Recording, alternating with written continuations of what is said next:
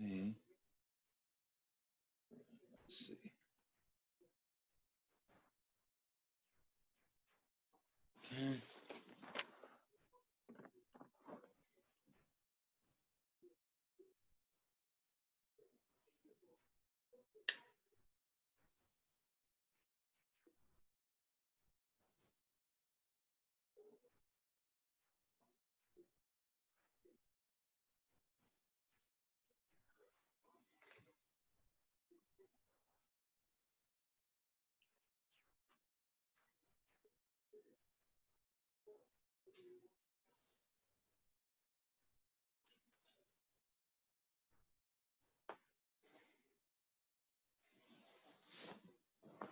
Mm.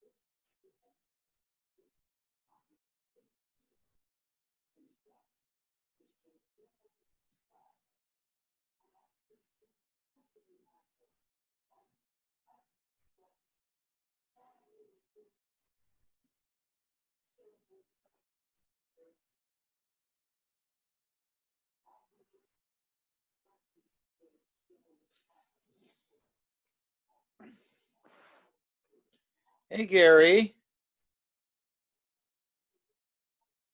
How's it going? Hey, how's it going, Craig? Super unbelievable.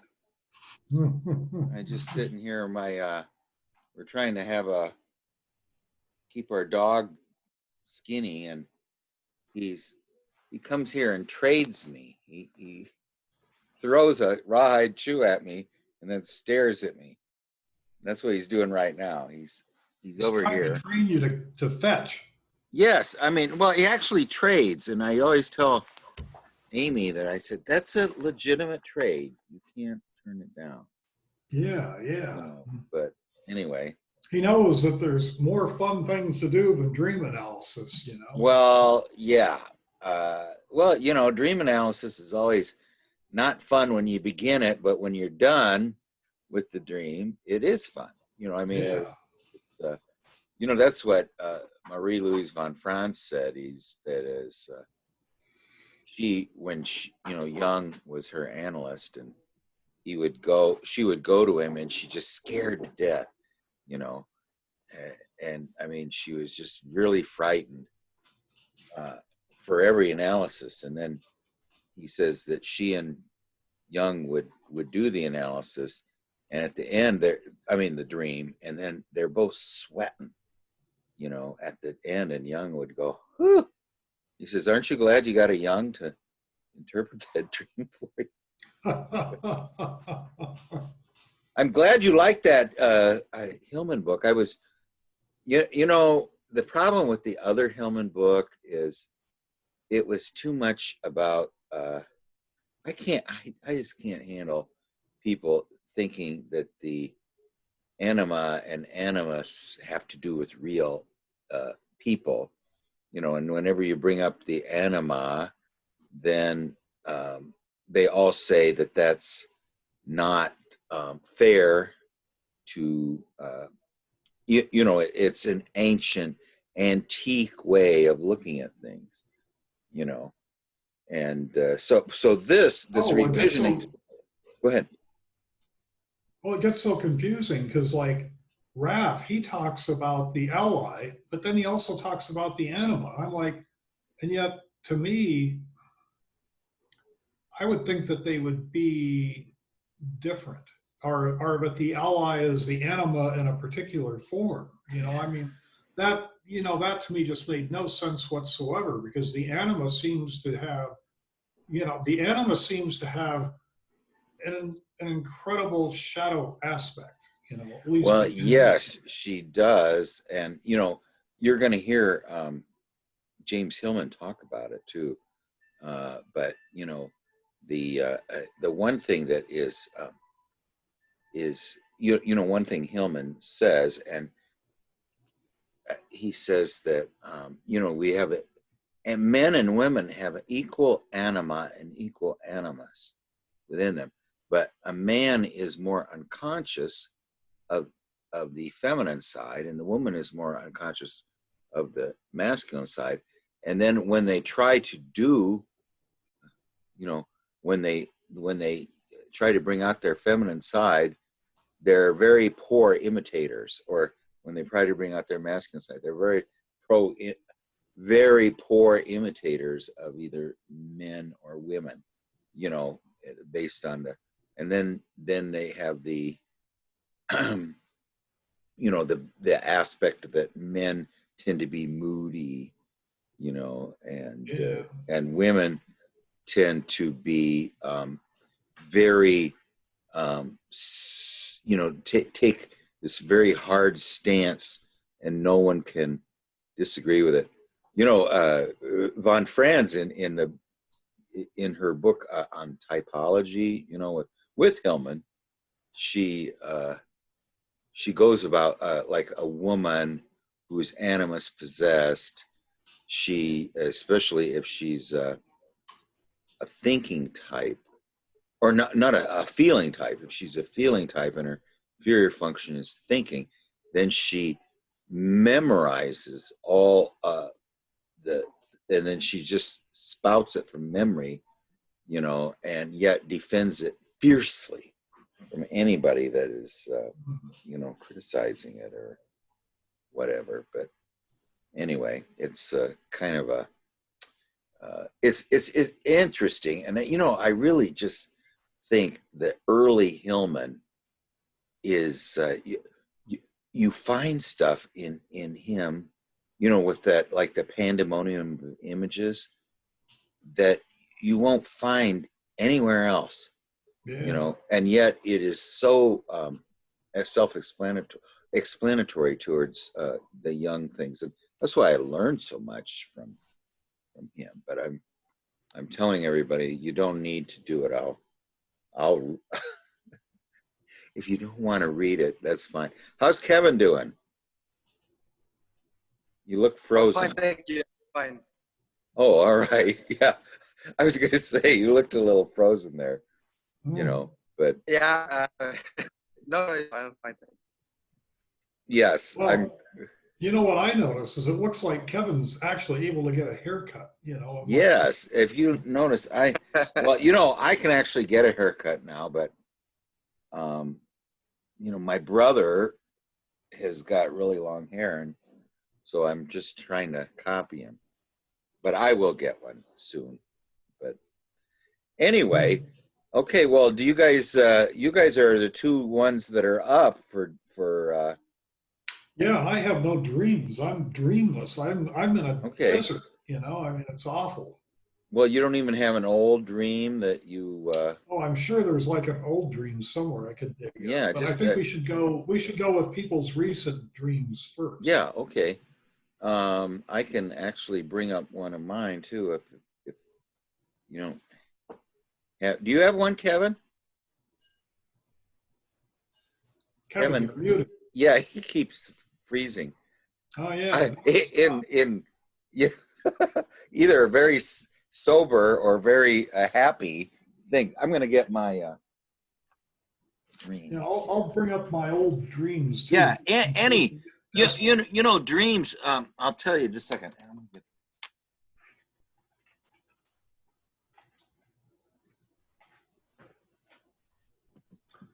Oh my gosh, you want to hear one dream I had twice in a row? And actually, this was recent, but it's You know, a current dream. You know, well, let me tell you this one really fast. And I don't think it's suitable for analysis or anything, but it's Stuart. And he was just right in my face. I mean, just right there. I mean, this woke me up. It scared me. And he's like, "Are you ready? They're waiting." oh, Yeah, that's what he said in the dream. and it was like, I'm like, what? And then I had the same dream again later that night. The second one didn't wake me up. The first one woke me up like, no. Yeah, well, yeah, Stuart. You know the one thing about the Gestalt, you know, and I've heard people talk about that it. The one thing it is you know, the way Stuart does it. I mean, not the way Stuart does it, but the way Gestalt does it, is they it doesn't really have the doesn't bridge. It doesn't create what, you know, is the third thing, you know, which is basically you got two opposites. You've got the ego consciousness and you've got the unconscious, and the unconscious throws up an image, and then the ego consciousness, you know, will then try to make that image conscious, and then the third thing comes up, which is the symbol. And you know, it's neither, and you know what they say about it, it can't be created by nature. Neither the dream nor the ego can really create it. They have to do it together, you know. But go ahead. Now, I was going to say about the dream. The dream, you know, expresses the Tao of the moment, you know, often. However, hi, Kevin. But there's also the aspect of relentless memory. You know, you should remember every dream, and it should become part of your. I mean, you should be walking around like a tinker and his donkey with, you know, 10 million pots and pans tied to his donkey. So when he walks along, you know, it jingles and jangles and stuff. That's such an apt image, because it's like, unlike Adam with his dragon spirit animal, mine is a chihuahua on a donkey. Well, yeah, and so that's what you really do, is you just walk around. I mean, so that's why I say, you know, I got a dream from 1990s and, you know, stuff like that. And if you're going to really use relentless memory to, you know what to me that means is that it means your, for instance, you have a, before there was writing, before there was written languages, you know, what the bards had to do, and they did it fabulously, is they could remember like 2 days worth of recitations. Oh, and, yeah. And they wouldn't miss one syllable, you know. So this was this relentless memory, and the idea that you know, I think it was you know, that was the one thing that Lewis was sort of against, that Miles brought up, was that you know, in the ages before epistemological criticism, as Young puts it, there was the conscious attitude was not so strong, so the ego wasn't so strong, and so you know, the like the Naskapi Cree. If you ever read that book about the Naskapi Cree, they are Jungians. You know, I mean, everything they see, the Naskapis had no myth. They only had the myth of their own dreams, you know, and they would always say that that you know, they would, if you didn't take your dream and honor it and make it do some kind of artwork with it and bring it into the other world, that the into this world, that the great man would leave you, you know, and so then you'd be sort of soulless. Well, I did paint my last dream with the bear and the stag. Oh yeah. Well, that is, I mean, that's, and see, the thing about that is you make it, you know, the images long for the light. They long to be in the light is ego consciousness. They long, you know, they're these fabulous images that are trying to impress ego consciousness and catch its attention, you know. And so that's sometimes why you have a recurring dream over and over and over again, is because you don't, it doesn't catch your attention, and it keeps throwing it at you. But what it wants is the cooking of the attention of ego, which is the alchemical cooking.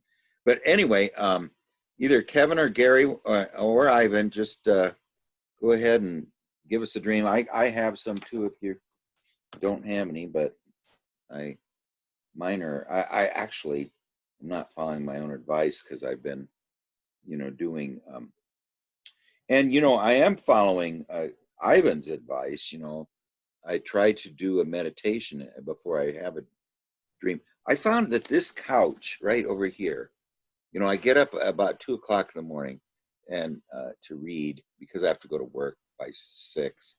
So if I'm really super tired, if I go lie on this couch, I have most fabulous dreams. You know, I mean, and So how many hours do you sleep at night then? well, I do go to bed early.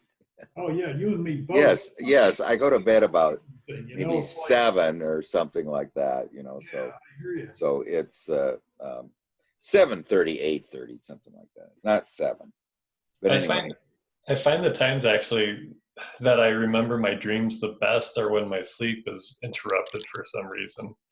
I don't really want to purposely interrupt my sleep, but that's when I get the richest stuff. Well, yeah, and your both you and I mean, I just have never really seen any dreams of a person that have the surprising profundity of your dreams. You know, Ivan. I mean, there's just something about them that is just amazes me how profound they are. But anyway, who does anybody have any dreams? I think it was Gary, but I think Gary, it's Gary's sort of, he hasn't. Okay. Oh, if Well, you've got he was going to get an old dream.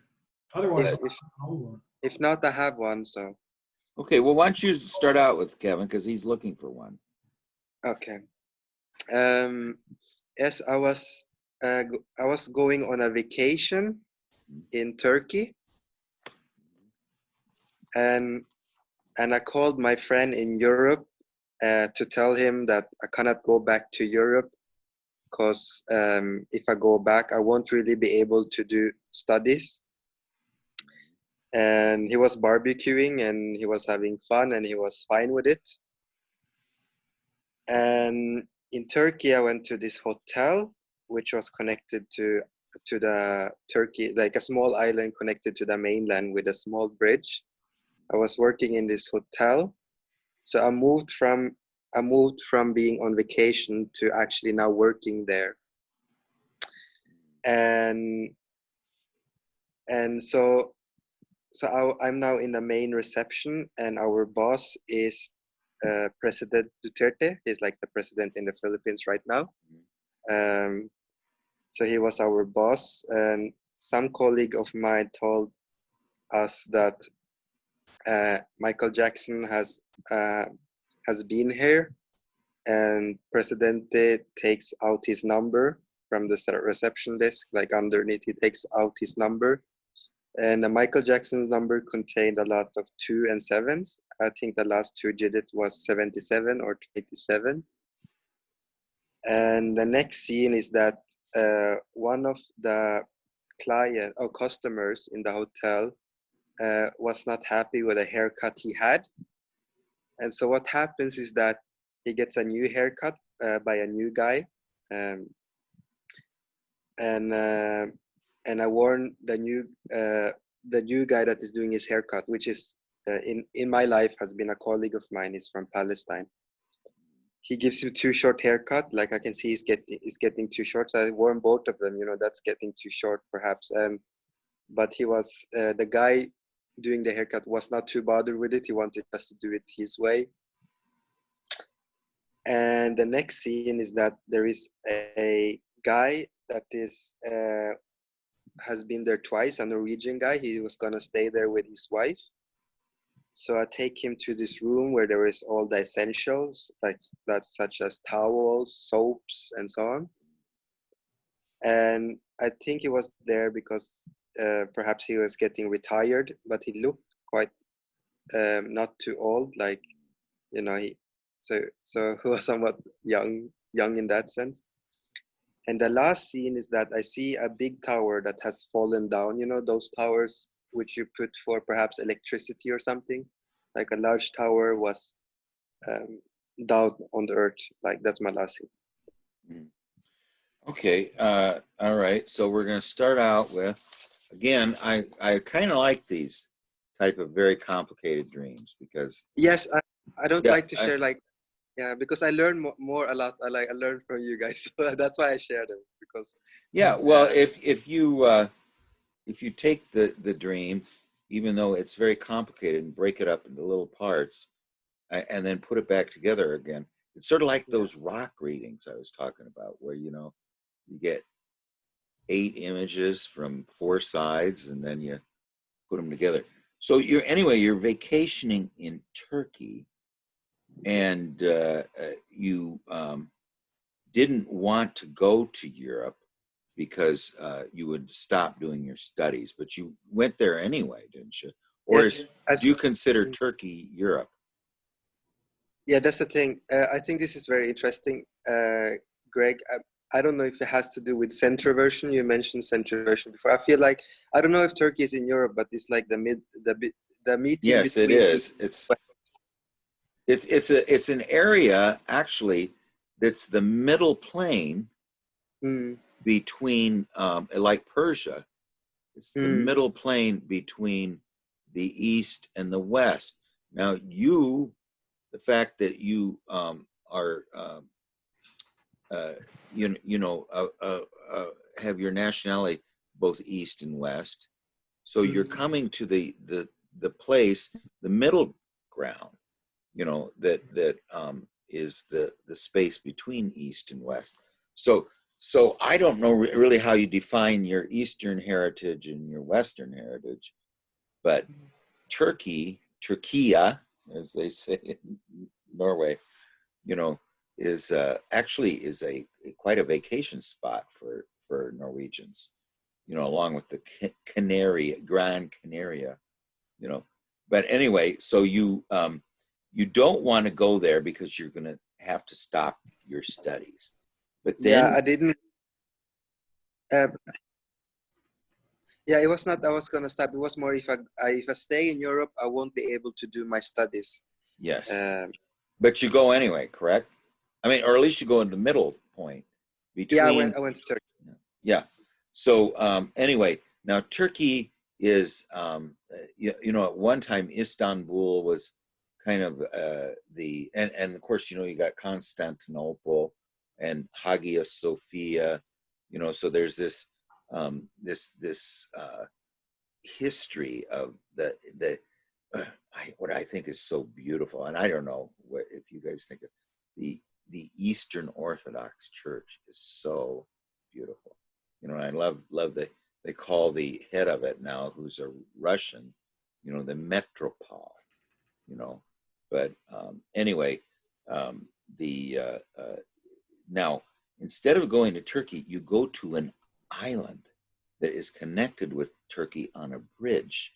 So this is somewhat of, you're going to a place that is surrounded by um, the unconscious. So not only is Turkey in the middle realm, or it's the place between two centers of awareness. You go to an island that is joined, is surrounded by the unconscious, and it is there is a bridge, and of course, the bridge is always the yonder shore. It connects conscious attitude with the yonder shore. I mean, this is the idea of the yonder shore. Now, there you meet the I don't know if you would call him the wise old man, but it's a powerful figure, powerful political figure, right? Yeah. So it's yeah, I would say it's more like the king ego. It's the very, very um, uh, you know very, very strong commitment to the conscious attitude. Now, see, I don't know if that's fair, but I'm just saying the wise old man would never be the president of anything. He might be something else, but particularly now, is this the same president in Philippines? It's been there for quite some time now. Yeah, I mean, Yeah. he's the last president. He's still a president. Okay. He's a slightly controversial, isn't he? It's very controversial. Like Yeah. In terms of war with drugs, he has been a lot of killings. Yes, that's the guy I'm thinking of. So anyway, now he brings up Michael Jackson. Well, I've had some run-ins with Michael Jackson, not with him personally, but I used to know a girl that just idolized Michael Jackson. I mean, she just totally idolized him. Yet she was a, she was in her early 50s, and she just idolized him. And I talked with a Jungian analyst about her, and he said, well, that's a perfect figure for him or her, because she is totally asexual, and so is pretty much Michael Jackson. So, I mean, Michael Jackson doesn't really identify. He's one of these strange figures who, and I don't want to go into whether he's did anything wrong or not, but the fact that he is a androgyne. He's someone who also, as Turkey is the middle between two realms, and then you've got the island, and then the middle is the bridge, and then you've got the ego consciousness connected to this figure that straddles the opposites, Michael Jackson. So he's somewhat of a bridge type figure. But what he does is he has his phone number, and it's all 2s and 7s. So, it is the 2s are, he possesses a lot of 2s. So that means he unites a lot of opposites. And then the 7 is the totality. And if you remember, I don't know if you read in that book about the visionary arts, the word Elizabeth means Eli is like Elohim, in Hebrew, means the God, and then Si means is, and Beti means 7. So my God is a 7, and there's just something magical about 7. 7 is a combination of eternity and time. 4 is outside of time. It's the 1 that has split up into 4. And the 3 is past, present, and future. It's also, in the pollen path, if you've ever heard of pollen path, beauty before me, beauty behind me, beauty to the left of me, beauty to the right of me, you know, beauty above me, beauty below me, which is 6. I'm on the pollen path, you know, so it represents up, down, and all 4 directions, plus the middle. So it has something like a related to the quaternity, but it's a 3-dimensional quaternity. So anyway, so the this androgyne figure that who straddles the opposites has a number full of both the opposites and a 3-dimensional totality, you know. Now, so now we've moved to the next part. The customer is not happy with his haircut. And now what is the, you warn a colleague, what was that about now? Yeah, it's a previous call. I warned him about he's cutting the hair too short. Like, Okay, and he's cutting the hair too short. So, you know, the hair tends to be represent the something to do with it. It's the power of the thinking function, you know. And he's cutting it too short. He's you know, like for instance, it's also considered, you know, you know, Samson, when his hair is cut too short, loses his libidinal um, a power. He loses his magical power. So there's something magical about hair.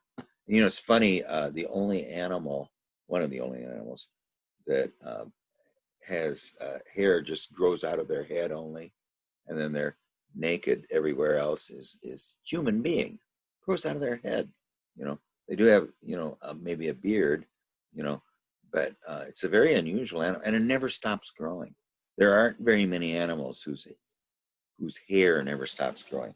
So hair is sort of a magical thing, you know, and you know what women do with hair, and you know, where their long hair represents their femininity, and so here, so you're warning a colleague that he's cutting it too short. So you are warning him that he's removing the magical power of this thing that grows out of the head. Okay, then there is um, okay. Now the next part was what was this about?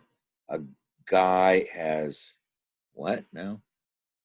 What yeah, was it? and what happens was that there is a customer with his wife. Like, I think he's in his retirement. He was gonna stay in the Yes, hotel. He's Norwegian. I speak Norwegian with him, yes, and he's been there twice before. And I'll go to a room to show him the essential, like the towels, the soap. So yes. Okay, yeah. Now this is where it gets real interesting. You you show this retiring Norwegian the essentials. So that is, and he's retiring, and you're showing him the basics of of what um, he needs other than food to operate. I'm not sure on that one yet, but anyway. And then the last image, the tower has fallen. You know. Now, was there anything connected with that other than the tower has fallen? no, it's just a Yeah. quite big high tower. Yes. Okay. It has fallen. It's on its side. So that which is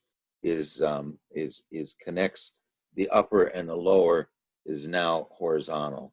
You know. So the connection with the upper and the lower is now there's a problem with it. You know, and a tower. You know, I don't remember if you remember Aurelia, but he could go way, way, way down in the basement of the tower, and then he could go way, way, way up in the top of the tower. So he was, the tower is, now here's the thing about the tower. The tower connects the upper world and the lower world, and so it connects eros and spirit. But when it falls, then it doesn't connect eros and spirit anymore. Now, the connection between the spirit and the soul is gone, so is at least not effective anymore. So let's start over again. I'm just going to try to summarize it like I would a fairy tale. Okay, you're in the middle realm, between two various points of view, the Eastern and the Western, and you're in the middle, and it's represented geographically by Turkey. And you don't want to go there because your development is going to be retarded or truncated.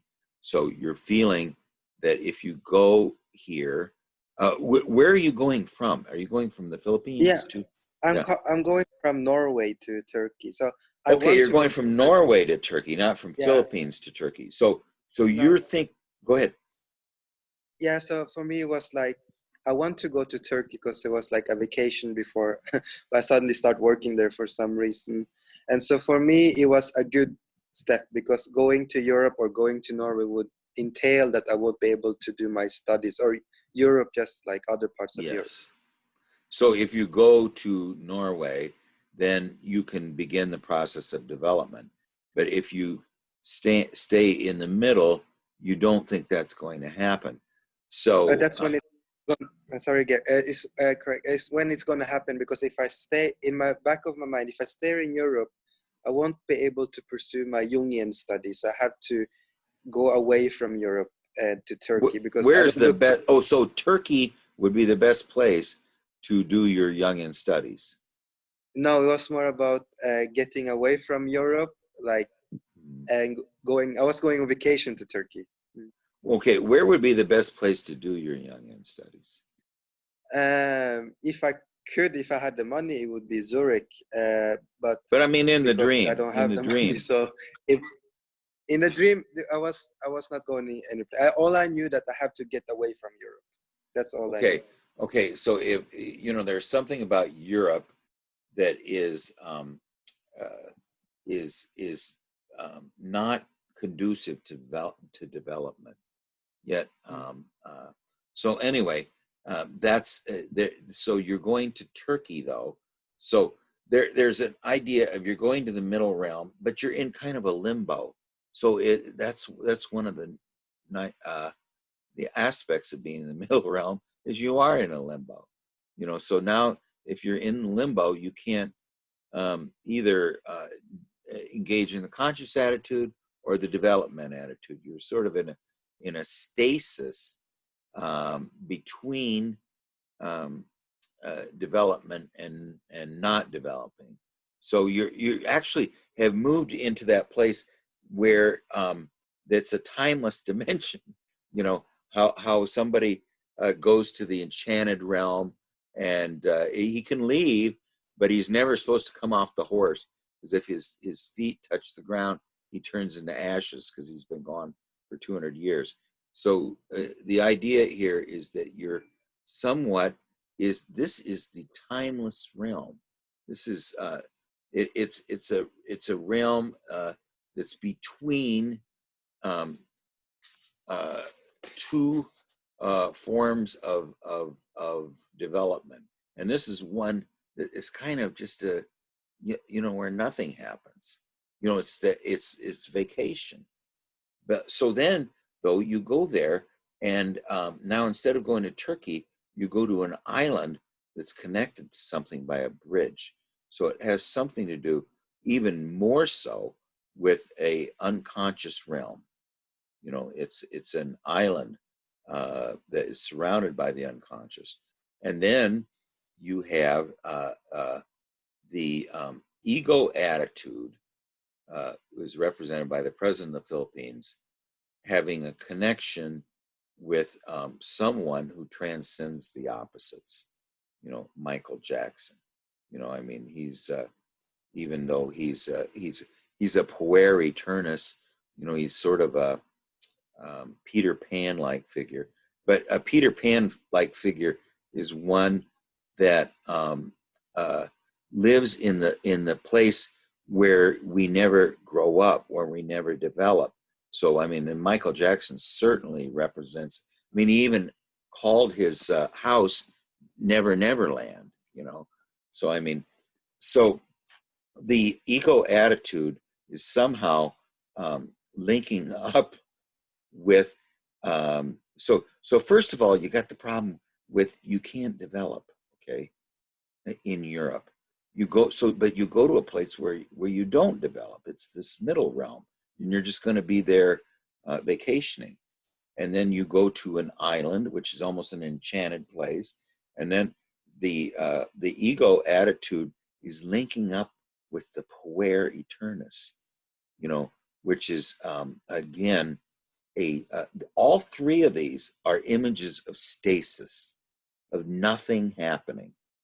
You know, you start out with the middle realm between east and west. That's a timeless realm where nothing happens. No one ever gets older or younger. You know, this is kind of where Patrick lives. You know, Stewart's Patrick, and then you're in an island. Again, the island is isolated from time.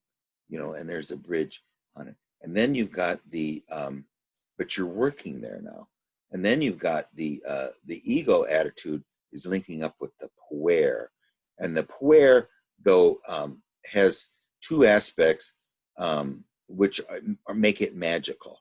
You know, that it is a like my God is a seven. It's related to the twos and the sevens. So Michael Jackson is a magical figure. I mean, definitely, but he's not one who is going to foster the spiral growth. You know, there's no such thing as linear growth. It's only a circumambulation of the center. I think all three of these things, none of them are circumambulating the center, and none of them are linear growth. You know, so then we move to the fact that the libidinal power of long hair is being cut off. I mean, if you see a person with like Samson, I'm just using Samson or the feminine. You know, if the feminine gets their hair cut off, it's humiliation. You know, that's what you do with collaborators and things. And if you want to humiliate a woman, you cut all her hair off. And you know, often a man who has very, very, very short hair tends to you know, there's an aspect of him that has is less individual. I mean, it's just a little bit less individual. It's more of a mass man type thing, you know. Now that might be unfair, but I'm just throwing that out there. And then you're talking. So we go from three scenes of a existence that is not either linear growth or circumambulating the center. Three different examples. And then the example of the instinctive aspect is being cut too short. You know, if you were not in civilization, you certainly wouldn't have that kind of hair unless, you know, it's somewhat symbolic if you shave your hair and you're a native, some type of a warrior figure or something. So, and then you come back to Norway. Okay, there is someone from Norway who is you're introducing them to the essentials, not of life. You know, the what is essential about being a living being, not about consciousness. So you go from the hair aspect, which is the instinctive aspect, to the basics of being alive. And this Norwegian person who is trying to go into the second half of life, you're introducing that. So now we've got 1, 2, 3, 4, 5 images. And the lysis, the completion, is there's no connection between the upper and lower worlds anymore. The electric thing, or the roots, the branches and the roots of the tree that as above so below is no longer. So you're not in touch with the lower world, and you're not in touch with the upper world. So again, that is the you got 1, 2, 3, 4. You got those. You got 1, 2, 3, 4 images of stasis. Then you have the image of the instinctual being truncated, and then the what is connected with just the biological life also. So the instinctive life and the biological life have a problem. Okay, and then the last one is, it's really kind of a loss of soul. I mean, you no longer have this activating factor of the roots and the branches feeding you from both above and below, because it's a dead tree. It fell over. Okay, now how do you like that? Anybody want to jump in? How about you, Gary? What do you think? Wow, it sounds to me like the perfect COVID-19 dream of, It is. It has some kind of a limbo aspect. Something. Let's go. Let's. We're in shutdown. Yeah, I mean, like, Lockdown. have you had to, like, put aside some educational types of things or something? I mean, this sounds like, I mean, it's basically almost like a nightmare when you really look at it. It does have an aspect of each. So there's 4 different avenues, all that have an issue, and then you have the instinctive and the biological issue that also have an issue, and then the culmination of the 4 plus the 2 lead to there is no living connection with the. I mean, the one other thing we underworld. have is the retired Norwegian comes in and he shows them the essentials, but I mean, nobody wants to live off of just the essentials, so Especially if you're retired. yeah. So, I mean, even that is not it's like, okay, there's life, but there's only the essentials, you can go on just with the essentials. So it's, in a way, it's, sounds like a warning dream, because it's, I don't know, maybe some situation is going to come up that would apply to. Do you feel, Kevin, that you are that you're treading water at all? That I have to be honest. Psychologically wise, I never felt better. Like I feel like there is a centroversion going on in me. centroversion. You mentioned that. Centroversion. Yeah, you mentioned that as well. And I don't know. So it's not introversion or extroversion. It's centroversion. It's introversion, yeah. Cause I'm not saying about this dream. Just even I remember I shared my Noah's Ark dream, and that was also, as you can say, a second heroic journey in that sense. And also in my dreams, Michael Jackson has been popping out a lot, and so I don't know if he is also this, like I said, hermaphroditic being. And It's yeah, it's not that. It's also with my other dreams lately. Like my other dreams lately, I've literally been in Alice in Wonderland. I've gone down, like gone down, down, and I never been able to do that before.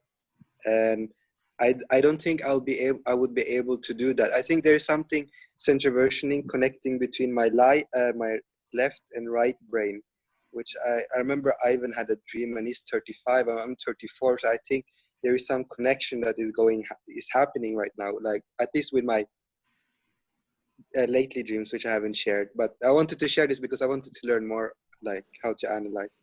Yeah, and I would say that there is a possibility of Michael Jackson as a hermaphrodite representing as a messenger between, because he's not identified with either of two worlds. He's sort of this, also like Turkey is a middle realm figure, and that would be Hermes. Is the messenger between two worlds, and he combines both the anima and the animus, or the masculine and the feminine, within himself. But I would say that the aspects here are telling me that the ego is in a hiatus. I mean, the ego can't help us now. So the ego, in every single instance, the conscious attitude is being thwarted. So usually what a dream says when you're trapped somewhere, or you're lost, you can't find your way, and you're in you're supposedly taking a class, you don't know where it is, you haven't studied for it, whatever like that. I mean, what the whole idea is the dream is telling us at that point that the ego needs to surrender. Now what that means about surrendering is the ego needs to be in service to the other side. In other words, it needs to take the images from the other side and it needs to be in service to them, rather than being willful. The idea here is that the willful behavior of the ego is not going anywhere. It is a non-starter. It's a dead end. The willful behavior of the ego is a dead end, particularly after you reached a certain age. After you reached a certain age. Now, you've got the Norwegian who's retiring. So he's certainly is not looking for, at that point, to connect up with willful attitude of the younger aspect of himself. He's now is at this point needs to drop the reins of the horse and let it lead him to the Grail Castle. I mean, this is the whole idea of the second half of life. This is where the willful attitude drops the reins. The willful attitude would take the horse left or right, or go forward or backward. But the only way Parsifal could find his way to the Grail Castle, which is linking with the unconscious, it's linking with the Philosopher's Stone, is by dropping the reins of the horse. Now, what happens there is when the animals are near, the instincts are near. This is very close to in a fairy tale. In a fairy tale, the representatives of the president of the Philippines, or the king, anybody that is his allied with him, will never lift the curse or cure the enchantment. The only way you can do that is through not having your hair too short, having your hair be long and nature-like, linked to nature, and then you can lift the curse or cure the enchantment. And that's where you find the so I would say that there's a big thing here, a big statement that there needs to be a connection with the instinctual aspects, with the nature aspects, with let's just go. It needs to be connected with the middle world. It needs to the development is necessarily, a lot of things will tell you studies aren't getting you here either. I mean, that's what the I Ching tells me, and I know this in my heart, and you might know this too, Gary, that the real development comes through creating a symbol with the unconscious. I mean, you can, in alchemy, there was two things supposed to happen. One, you were supposed to read all the books. And secondly, and even more importantly, though, you were supposed to, cook the vessel or cook the images, with ego awareness. Release the images or the divine that's trapped in matter through lending them ego attention. So there's those two aspects. So if it's an alchemical thing, you want to learn from the ancients, the ones who've done this before, and you also have to do it yourself. So, and that's what they say, that nature can't produce the philosopher's stone, neither the ego nor the other. So I would say in this case, if you really want to develop the philosopher's stone, this is telling you the ways it won't happen. I mean, that it's don't you think that in every case, I think the one positive one is and the last image is sort of is really is telling you what the verdict is of the first images, of the first 6 different images. You've got 4 images of a process that's not occurring. Then you've got 2 biological images that are not productive. And then you have the symbol of the tree that connects, Yggdrasil, that connects the lower world and the upper world, has fallen. So, I mean, do you see now, I mean, if you look at all of those things, to me, I mean, just when I said that last issue, it all now is, could be a fairy tale. It could be a myth. I mean, you go on this adventure of the 6 scenes, and then the last images is one of somewhat like desolation. There's no living connection right now.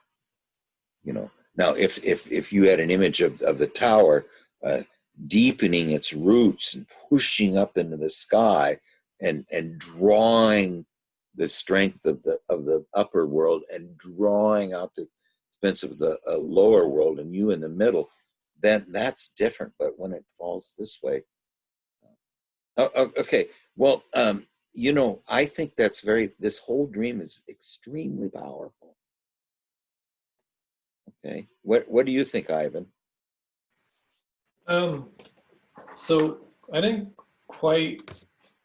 So with the stasis idea, I almost saw this idea of going to this island as more of a disconnection and a movement towards the center in order to deepen your studies, right? It was, you need to move away from one axis of power to the center in order to continue. And an island is also a very disconnected area. I agree with pretty much I agree with pretty much everything else that's been said. So I was actually Googling because I couldn't remember Hermes, but I was thinking of Hermes, and then you said it, and I'm like, that. I think that Michael Jackson figure to me really represented like this Hermes character.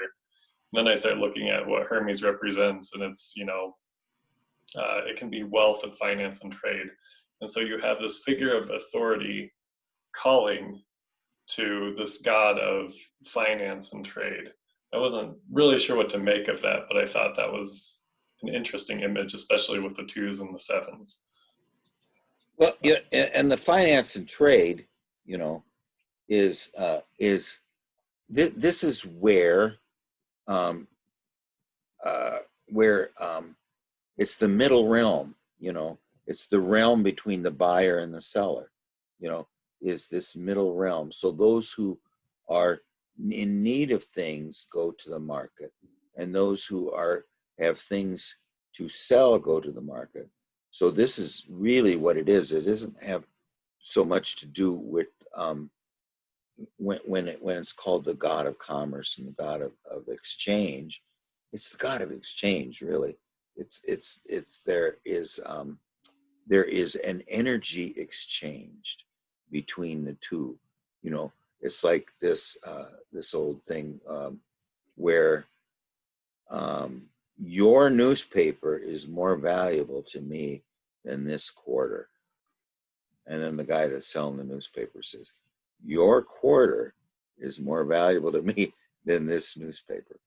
So, I mean, in other words, then there's this exchange of goods enriching both sides. Okay.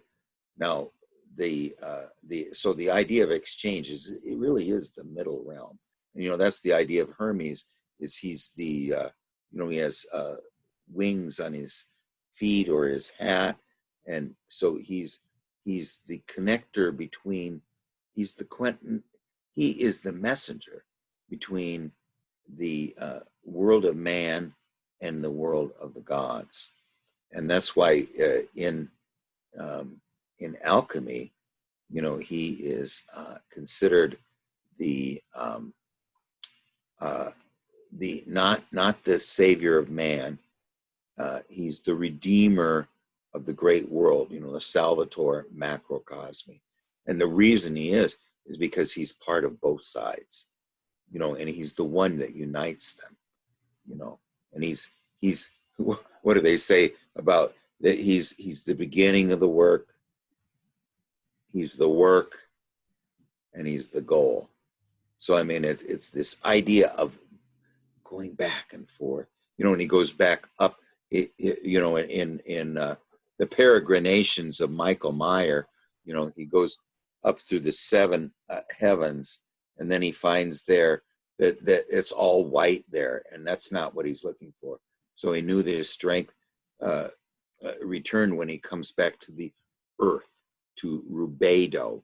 So and as he goes through the seven heavens again, he de-beards every one of the archons of the seven planets, who, when you're born, you know, as you're descending through the seven planetary realms, each one of them puts a claim on you, and this is your astrological sign. So you're doomed to the fate of the archons of the seven planets, where Hermes de-beards them all. Now he's liberated. He's, you know, someone who's removed fate from himself, you know, so he's now totally liberated. He's not a prisoner of fate anymore. But anyway, so Michael Jackson could represent that figure, although he's not that inspiring. There's an aspect of Michael Jackson that is very puer-like. See, and a puer. Now I was a puer, so and a puer is just like Gerard de Nerval. His existence is an assumption, not a fact. You know, so you know he lives tangentially to life, and so you know probably my first 40 or 50 years, I lived really in Never Never Land, the world where children never grow up. Seriously, you know, I mean, this is the realm in Peter Pan where all the little children go, and they never grow up. and I lived that life. And why would I ever want to leave it is because it's total bliss, because you're living in an area where you're sort of isolated from trouble. I mean, you're living in this magical realm. And why do I want to leave the magical realm? I don't want to, But anyway, I would say that this dream to me gives me a little bit of a heartache. And the reason it gives me a little bit of heartache is that it is, and it isn't really any. I think the one thing is there's a task being asked of us here, and I would say the task that's being asked of us is to repair the tower.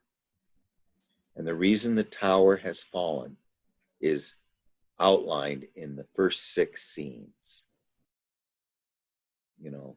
That's why the tower has fallen. So how do we get the tower, to go back to where there's sap flowing up and down? I think the first 6 scenes, it would be very good, I think, Kevin, to draw those 6 scenes and then tie them into why are they related to the tower falling. See, because each one of the 6 episodes was a pair. The only one that wasn't a pair was the tower falling. Okay, anybody else got anything about this dream? How about, and Kevin, by the way, just push back and say you don't know what the hell you're talking about. No, no. For me, it's very important to share, especially this somewhat complicated dream, because I have, you can say less complicated dream, and they're also very fascinating. But for me, sharing this dream was more about like, I wanted to know what am I doing working in the hotels for President Duterte. I want to know because my will is under President Duterte, because as long as I'm a servant to this hotel, and I think what I get from this is that it probably is right. Something is not quite right, but in relationship to what? I was thinking like, it starts with I want to go to Turkey because of studies. So I think perhaps in relation to my attitude towards my studies, there's something I would need to reconsider. In terms of my other dreams lately, like I said, it has truly been connecting my lower and upper. They are long dreams. So I think this dream is, I'm sort of in limbo as well, like you said. I can't work because of the COVID and so on. So I can't That move. could Also. be what it's all about. And you notice there's 7 aspects of the dream? There's 7 aspects. There's 6 pairs, and then there is the upper and the lower world have went horizontal. So that's no longer effective anymore. So, it's interesting to me that there's 7 aspects. And Michael Jackson is the god of 2s and 7s. Can I just ask one last question? I was thinking, what does it mean to work in the hotel? Like, because I don't want to be I want to be more a producer rather than just be a servant of some sort. What I mean by that, I work in this case, I was working in a hotel. That's something I did before as well. And I don't want to be that. I want to be more a producer, If my will is under Duterte, if Duterte means my, I can't say if he means my dominant. Would you say he means my superior, like my dominant ego consciousness, or does it mean my collective values? Like, what does it mean that I'm in service to him? Because that's what I don't want to be that. I want to be in more in control in that sense. In service to the president of the Philippines? Yes, because I was working. Yeah. Okay. Well, I don't think that's what your soul is asking for you. It's saying that is an issue, is that you can't be in service to ego consciousness, because that's really what incest is. You know, when they talk Yeah. about incestual, is that the ego is operating in a dead end loop, a closed loop. Mm. It's not, you know, and you know the word therapy Yeah. is a Greek word therapeuin, that means to be to have awareness, ego awareness, be in service to the other world, be in service to the divine. So the idea is you develop in the first half of life a very strong ego, and then at that point, this very strong ego is now a very good vehicle for the other world. And so now the other world has a very strong vehicle with which it can create what's never been seen before on land or sea, which is the symbol and the philosopher's stone and the third thing. But that's not going to happen in somewhere where there is not this commerce between the in other words, unless your tower is upright, it's not going to Yes. be productive. It's going to be it's going to be it's going to be locked down. You know, it's going to be excuse me. What do you think, Gary? I think we're getting close to something, don't you? It's Yeah, getting, the more we talk about it. I mean, yeah, I'm mostly pretty amazed. You know, I don't think I could have interpreted that dream. Well, and you know, nobody knows what it's going to be. I mean, I couldn't have told you what it is before we went through it. You know, I mean, the only way that you can interpret a dream, especially one that's you know got 7 different parts to it, is again, I tell you that beautiful way of the rock reading, you know, is you know, you do a rock reading and it's got 8 different parts, and you don't know what's going to happen, but you know, you put them together, and at the end, a very beautiful symbol emerges.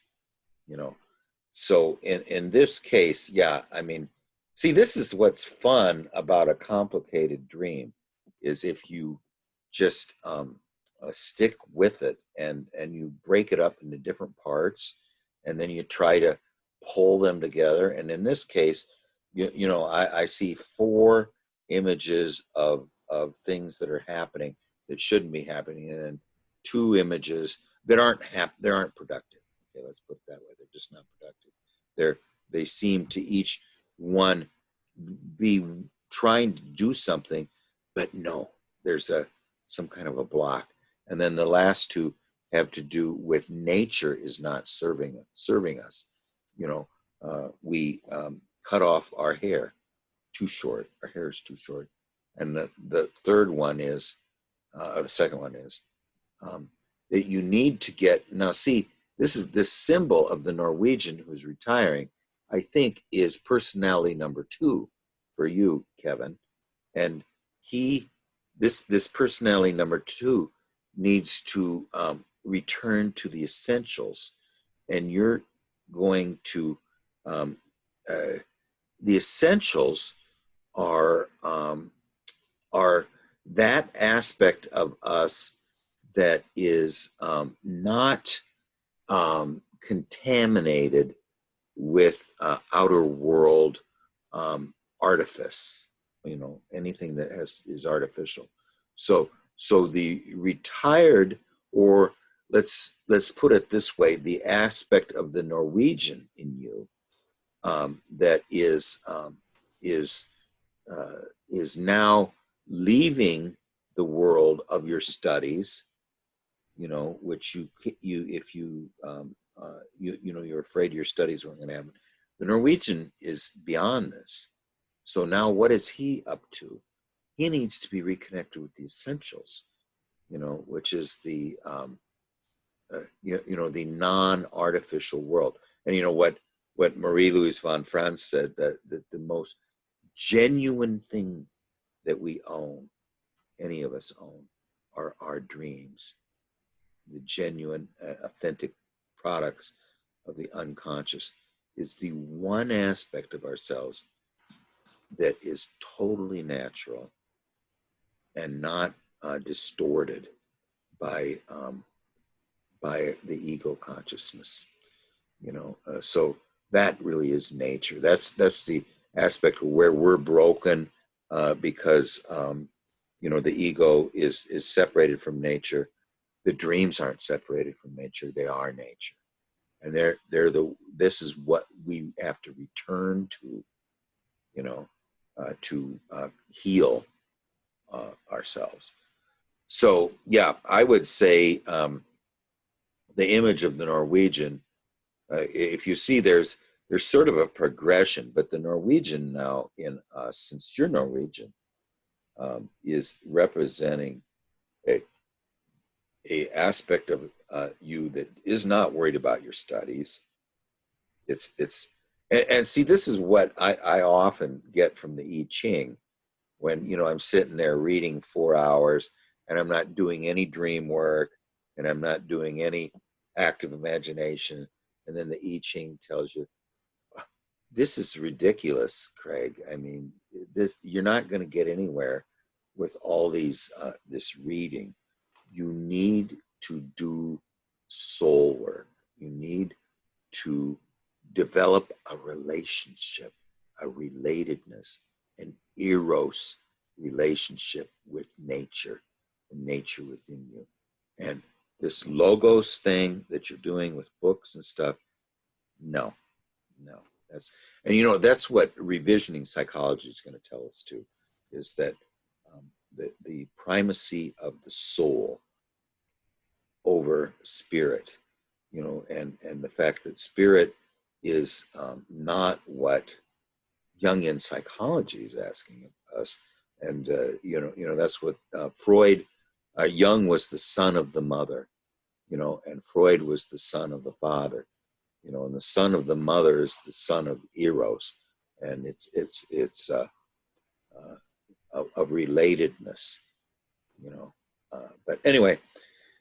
Okay, I think unless anybody has any more comments about it, I think we've got quite a beautiful dream here.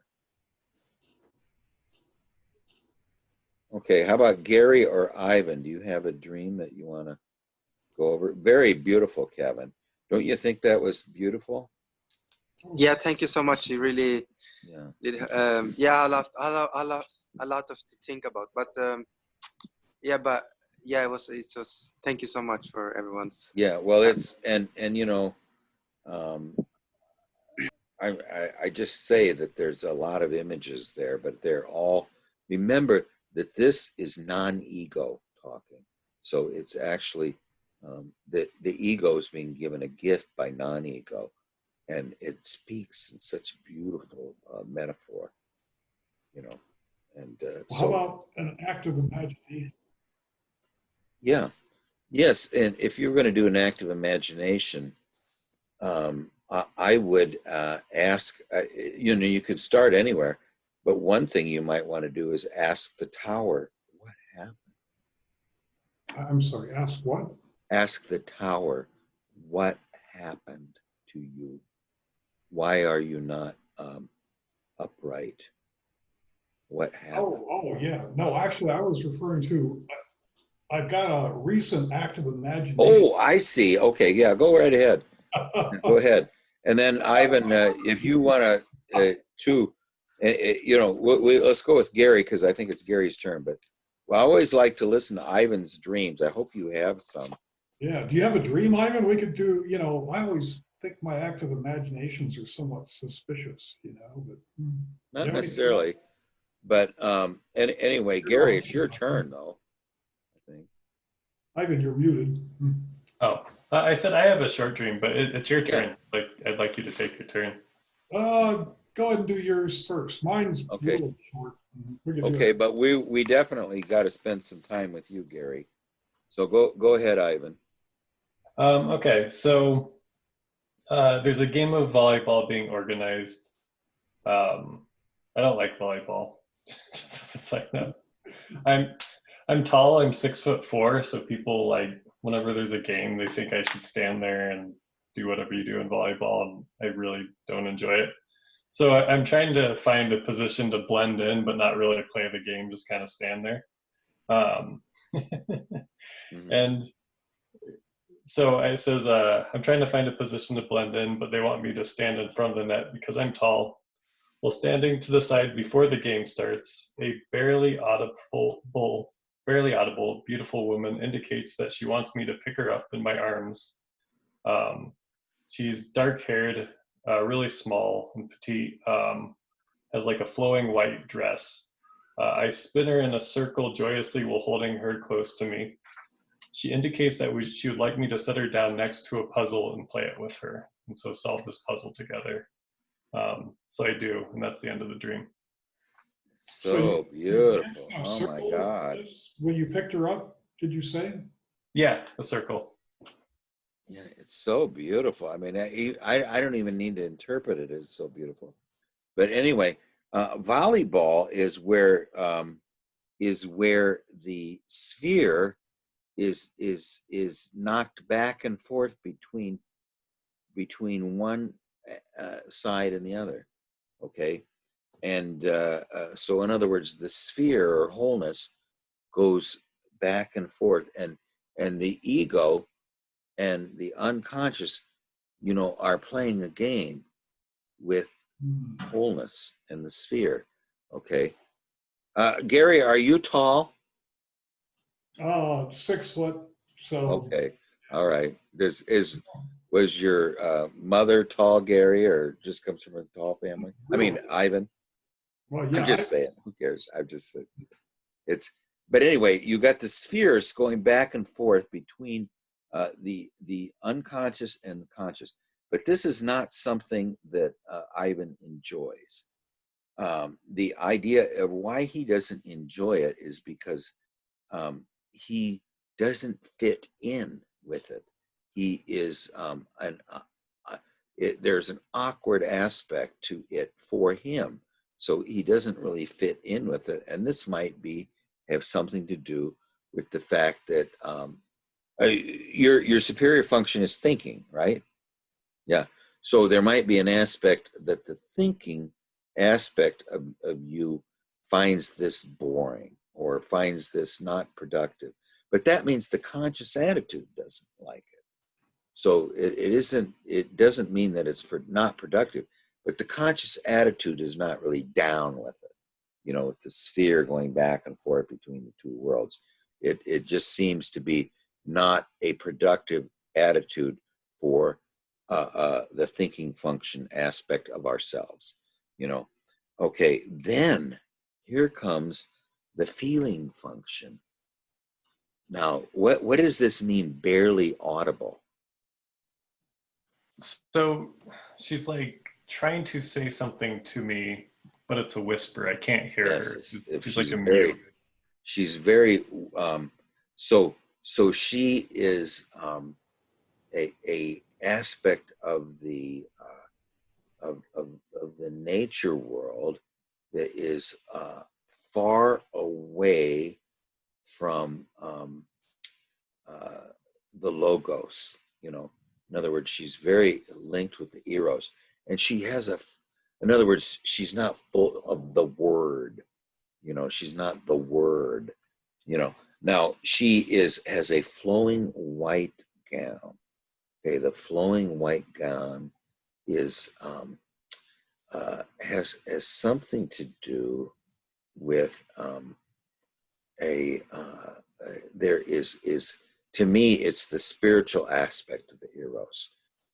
So in other words, the underworld has a spirit too, and this is what I think my woodpeckers are. It's the spirit of the trees. So now this is the feminine has this flowing white robe, and she wants you to engage with her. Okay. So you don't like pushing the ball back and forth between the two worlds. Yet here she comes, a more personified image of the ball going back and forth. Okay.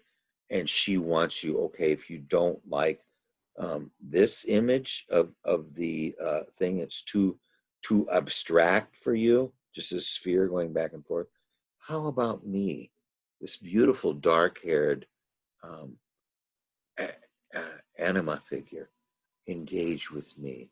And so there's this beautiful image of engaging with her, of being in a relationship, and then turning her around in a circle. Is this what happened? Okay. Yeah, I So, pick her up in my arms, almost like when I have kids. Like sometimes I'll pick them up like this, just mhm. yeah. But then you did a circle. Is that right?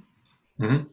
Okay. Yep. So, and that aspect is you are establishing a temenos, or of a sphere or a mandala.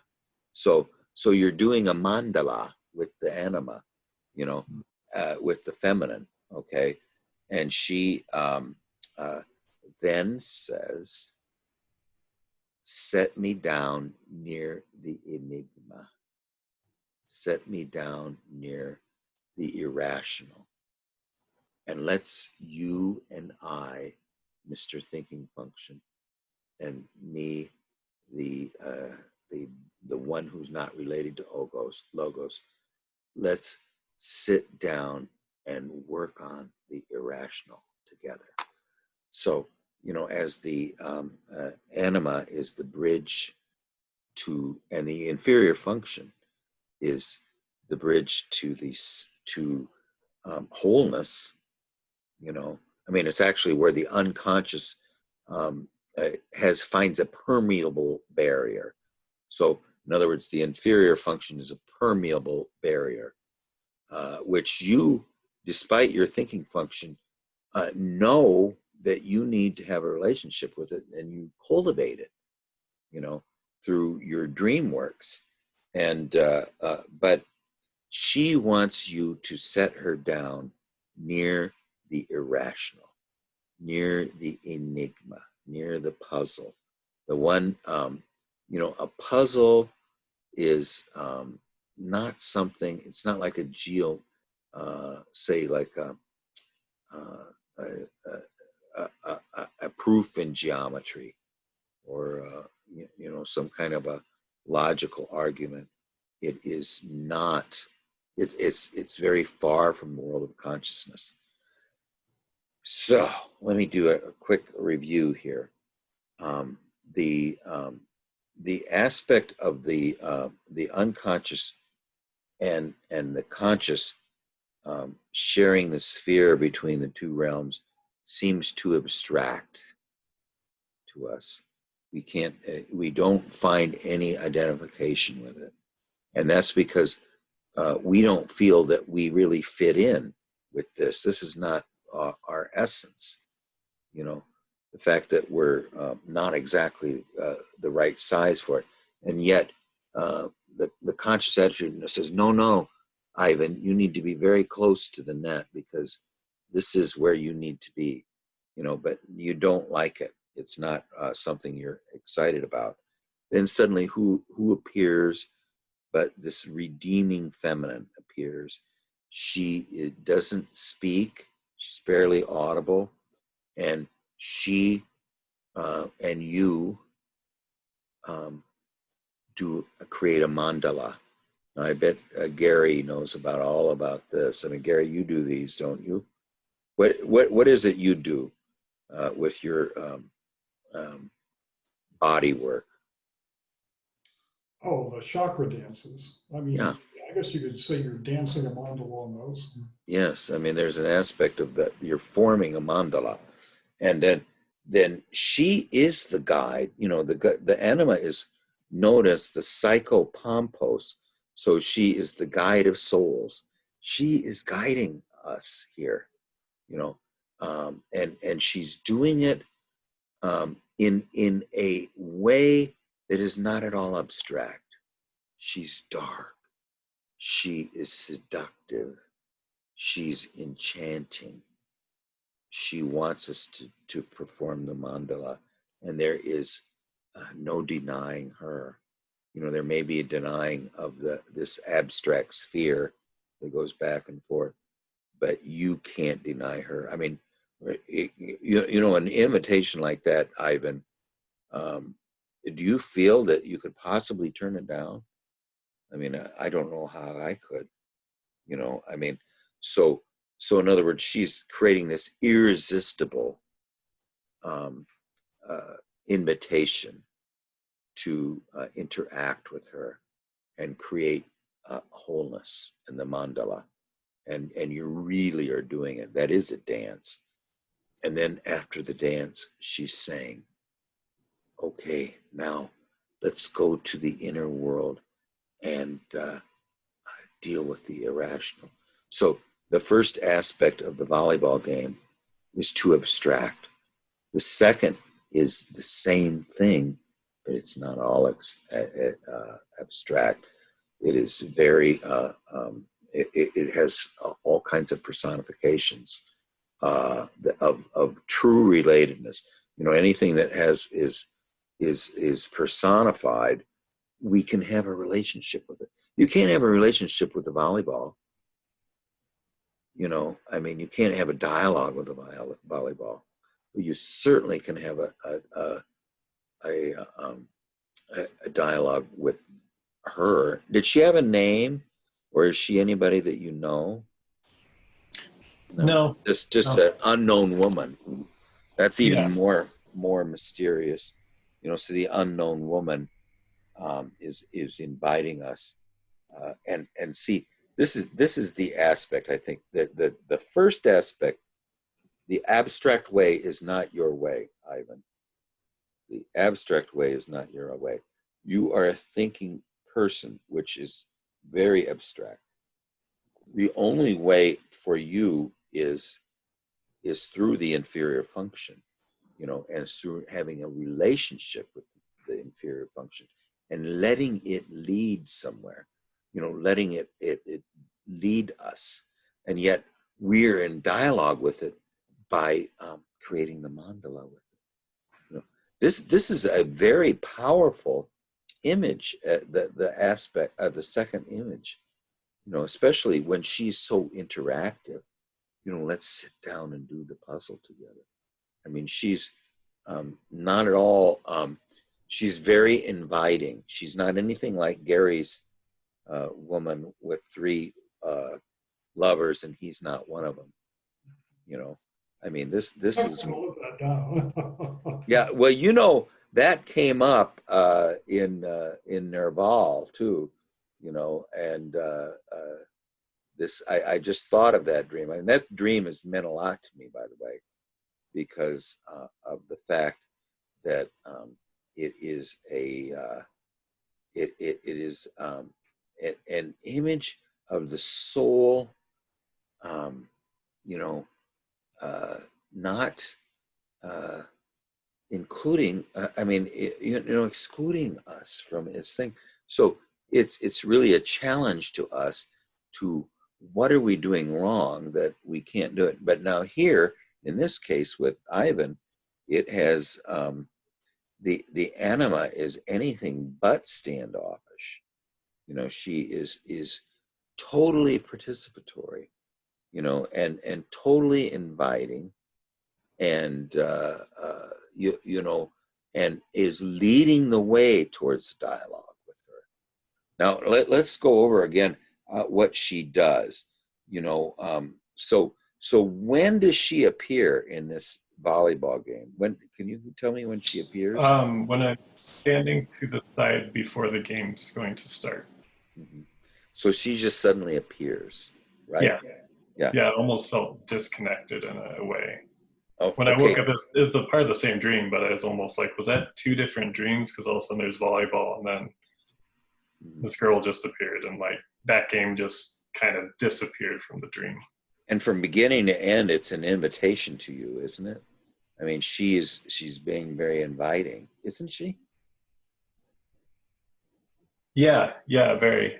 Really, in most of my dreams, many of the characters you can consider the anima are usually very inviting. It's not usually Yeah. at all. Now, see, this is what is so compelling about your dream maker, whoever your dream maker is. It seems to be a very wise old soul that is somewhat incommensurate, or not really linked up towards your ego awareness. I mean, your ego awareness seems to be, in other words, your dream maker is very rich and full of invitations and everything. And I'm not sure I'm not saying you, but if it was me, I'm not sure I would deserve it. I would feel a certain sense that this is more rich than I deserve. There's an aspect of it that is extremely profound.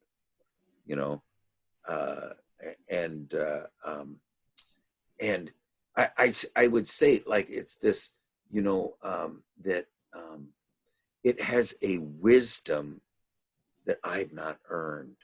I mean, that's what if I was to have a thing like this, I would be incredibly just taken aback by the profound wisdom and the very mature wisdom in there. So it almost makes me think that that your dream maker has been here before. I don't know who your dream maker is, but they are unusually mature. Now, the fact that the anima is giving you this invitation and then immediately wants you to perform a mandala and then says, let's work together on the enigma, on the irrational. Wow. Those three images are just beautiful. What do you think, Gary? Yeah, what a dream. I'm jealous. I guess the other thing that strikes me too is the initial hesitation to be in the game, and you have to be kind of pushed into the game.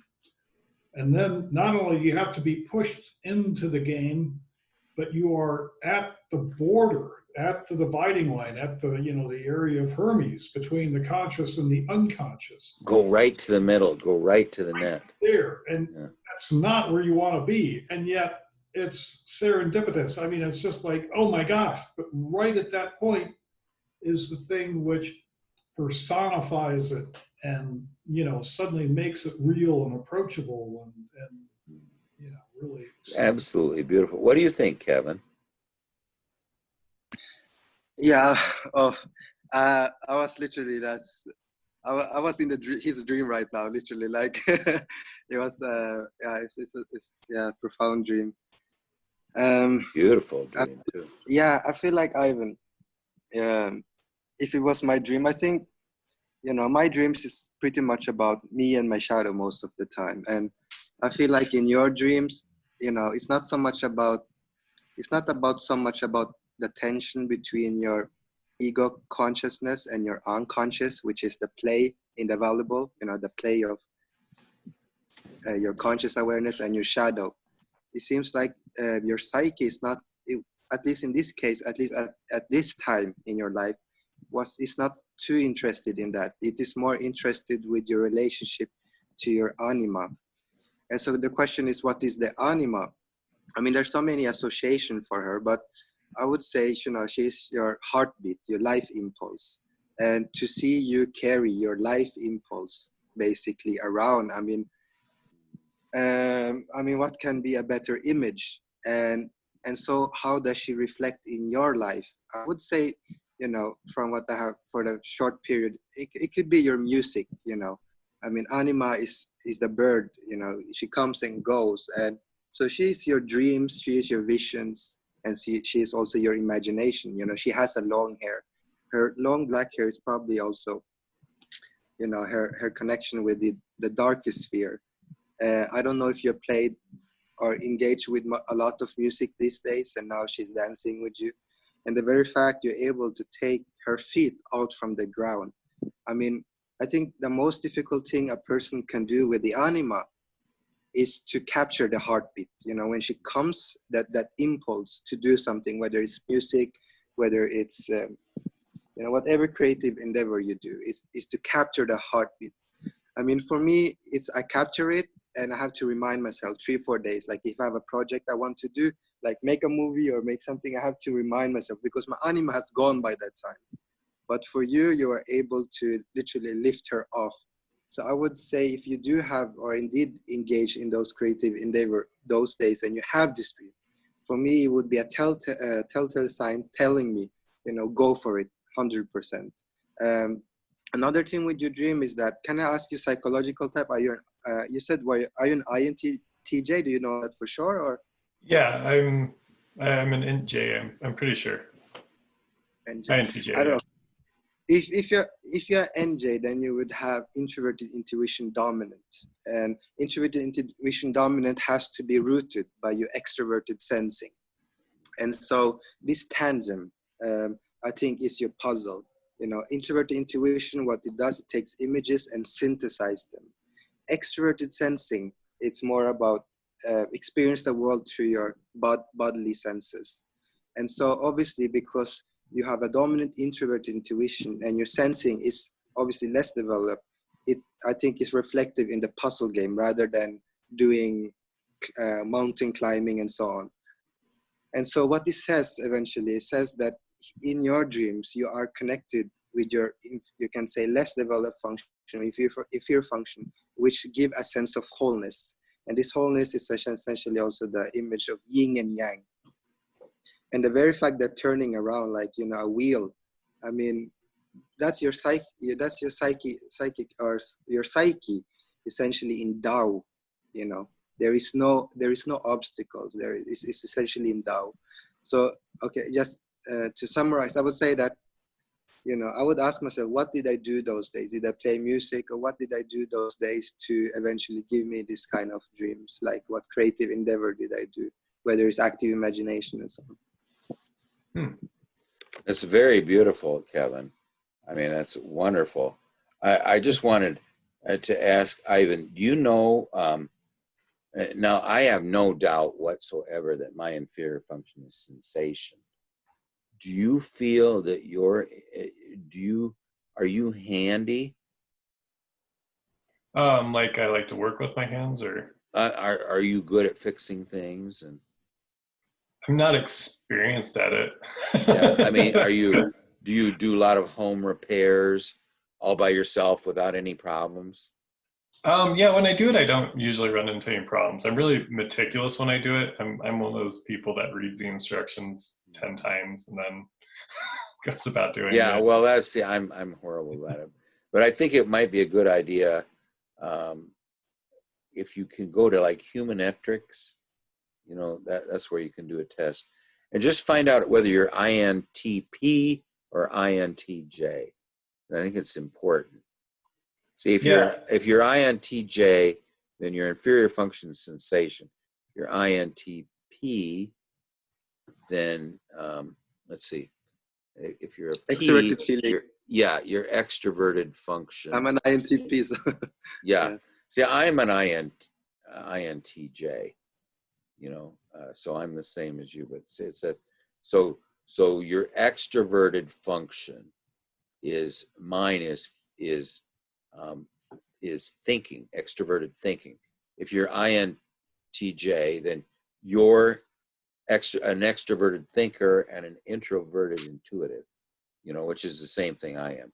And then your inferior function is extroverted sensation, and then you have introverted feeling, which does sound like you.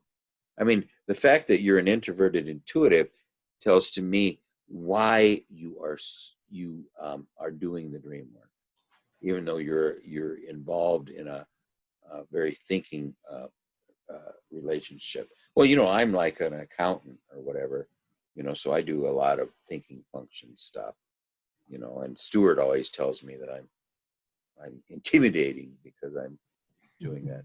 But now, okay, Gary, we need some unconscious non-ego material from you for next time. Sure. Just bring in anything. and let's go at it. But don't you think both of these dreams were Oh, fascinating. very good? I mean, Oh my gosh. and you know, who knew that Kevin's dream would be so rich? I mean, when it first started out, it didn't seem like that. I knew that Ivan's dream was rich immediately when he said where the anima. Well, I mean, every single image of Ivan's dream is evocative. You know, the volleyball game, the flowing robe of the barely audible anima, the fact that you're bringing her in a circle, and then she wants you to work on a puzzle with her. I mean, every one of those just kind of takes my breath away, you know, a little bit. See, I have more dreams like Kevin, very complicated, and yet, Kevin, your dream is beautiful, you know, but the whole thing is it just takes where Ivan's dream hardly needs any amplification. You and I's dreams needs a ton of it, you know. So anyway, so we'll next time we'll start with Gary, and hopefully we'll have Charles back, and he can bring us. I really like Charles' attitude. Charles is so, you know, aware of who he is and what he's doing, you know. But he you know, is mentioning that, you know, I do believe him that he's. I think his main problem is he feels that the unconscious is too powerful, you know, that it's coming all the time, you know, and it's concerning to him, you know. So I think that's what his main concern is. But anyway, I think this was fun, so I loved it. So anyway, we'll be here next Monday. I try to open a little bit early, but Gary, you're on deck, so don't disappoint us. Okay. All right. Okay. Well, we'll see you guys later. Thanks. Bye. Thank you. Yeah. Bye-bye.